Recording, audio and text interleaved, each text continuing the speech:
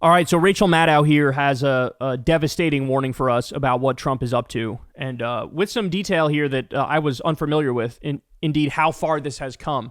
But she's going to lay it out for us how we're already in the midst of a fascist purge. Watch this. Fired or pushed out the chairman of the Joint Chiefs of Staff, Chief of Staff of the Air Force, Second in Command of the Air Force, the Commandant of the Coast Guard, the Chief of Naval Operations, the Deputy Head of the NSA, the Head of the NSA and the Head of Cyber Command, the Chair of the National Intelligence Council. Now, just recently on Friday, they fired the Head of the Defense Intelligence Agency, the Chief of the U.S. Navy Reserve, and also the Head of the Navy SEALs. And this comes on top of the evisceration of the National Security Division of the Department of Justice and the wholesale reassignment or removal of the FBI's National Security Core operations. And you can follow these stories one by one, or you can look at the big picture and recognize that what's happening here might be quite important, particularly in the national security sphere. He is deprofessionalizing the U.S. military and federal law enforcement and federal emergency response, while he is turning those kinds of forces against the American people on American soil. If this were happening in any other country, what we would know instinctively was that the reason a leader would do something like that is because that leader wants to use those forces differently than what they've been trained for. A leader trying to deprofessionalize the sharp end of the spear does so because he wants to remove any professional restraint or internal ethics or culture that might otherwise hold those forces back from what he is now going to ask them to do. Watch what he does, not what he says. So the purge has already happened. The purge has already happened. I mean, I remember in the first week, there were parts of the purge had begun, but now it's advanced more than I realized. And all those people that they axed, every single one of them, they have evidence, they have reason to believe that these people have a conscience.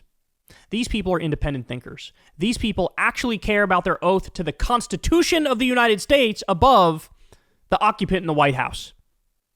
So that's why they were fired. That's why they were pushed out. That's why they were let go. And of course, who are they replaced with? Fucking idiots like Pete Hegseth. Little sycophantic bitches like Pete Hegseth, whose job he views it as, oh, let me be a yes man. Whatever Trump wants, the answer is yes. Do you think, stop and think about this, guys. If it was this crew around Trump in 2020, when they were plotting their takeover and their stealing of the 2020 election, when Trump brought up, hey, I want to declare martial law and seize the voting machines, what do you think this gaggle of idiots would say? They would all unanimously say, sure, go ahead, do it. Because at least in the first term, there were some people who had some reason and would push back here and there, right? A lot of his lawyers would push back. There were these big arguments over the election being stolen where his attorneys would say, you're fucking full of shit. That's not true. Arguing with Sidney Powell and Rudy Giuliani in the White House. There's these amazing stories about that happened.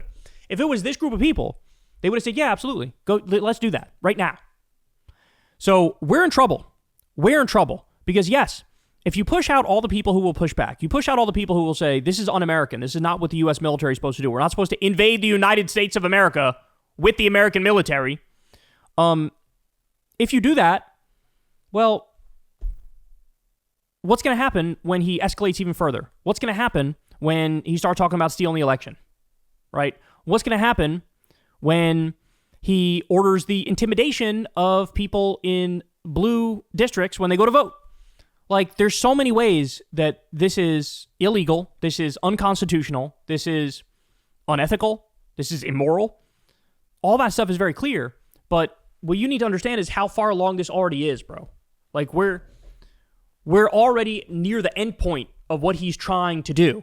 And at no point, like, I would say it was mission creep, but it really wasn't. It happened really fucking fast.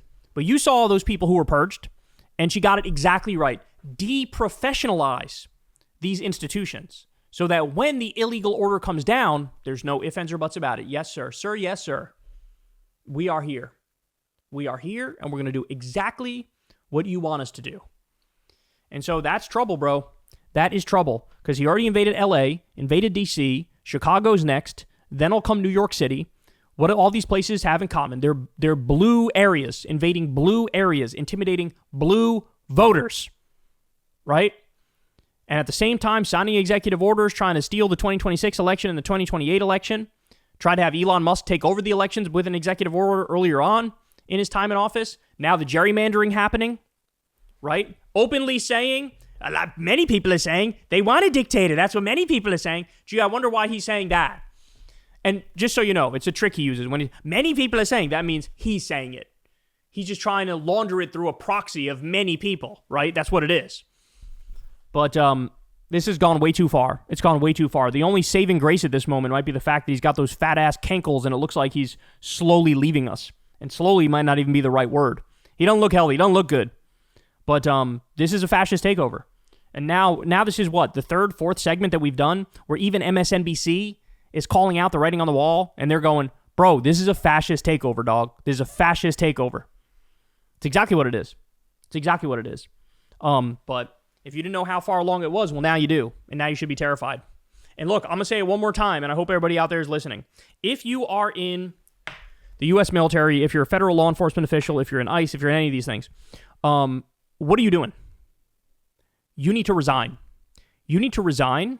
You need to go to the media, and you need to tell your story. And you need to explain to people what's actually going on behind the scenes. And if you can't do that, you're un-American. And I don't know how you sleep at night. You cannot serve this un-American loser who is a dyed-in-the-wool fascist who only cares about narcissism and power and control and self-aggrandizement. If you serve him, you are against the Constitution. If you serve him, you are against, U.S. law. You are against our norms, our customs. You're against everything good about this country if you serve this man. And so, if you signed up, and look, some people say you should stay in there and try to keep everything under wraps, make sure that the bad orders don't get followed. But I don't see that. I can't see that from internally. I think the only way to fight this is to directly fight it and have mass waves of resignations with giant numbers of people speaking out, and basically the collapse of order from within the system where we become ungovernable because they can't govern us anymore because they can't even control their own shit, right? That's what we need. So I think mass resignations are the way to go, and I think people need to resign and speak up and tell people exactly what's going on because this is untenable. We can't survive like this as a country. He is rapidly becoming the most authoritarian president, certainly in modern American history, but maybe even more than just modern American history. That's what we're witnessing, and it's only going to get worse. Hey, y'all, do me a favor and like and subscribe. It helps out big time in the algorithm. Click the bell as well for notifications when videos drop, and watch that video on screen right now. You know you want to.